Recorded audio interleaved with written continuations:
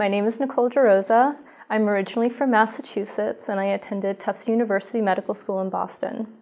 From there, I completed my general surgery training at Duke University in North Carolina, and then went on to do a 2-year specialized fellowship in surgical oncology at the MD Anderson Cancer Center in Houston, Texas. I have expertise in gastrointestinal cancers, including stomach cancer, pancreas cancer, and colon and rectal cancer.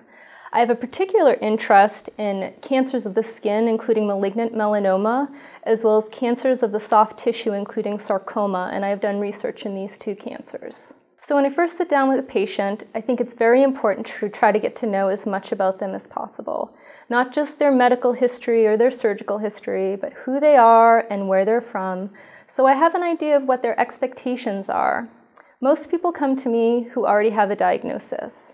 And so I think a part of it is figuring out what they know already, and then being able to fill in their knowledge gaps. The second part that's most important about meeting a patient is being able to explain all of their treatment options, which are sometimes complicated, in plain language so that they have a real idea of what to expect. Surgical oncology is personally rewarding and intellectually challenging. As a surgeon, I meet people at a very intense part of their lives.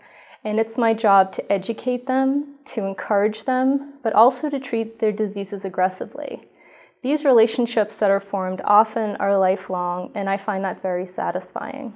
In addition to my role as a physician, I also have a role as a researcher, and by participating in clinical trials and other research projects, I'm able to take ideas from the bench to the bedside to benefit not only patients now, but also in the future.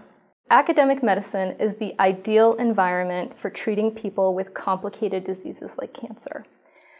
Cancer treatment is progressing at a rate that nobody can be an expert in everything, and what we really need are multidisciplinary care teams to provide optimal treatment for individual patients.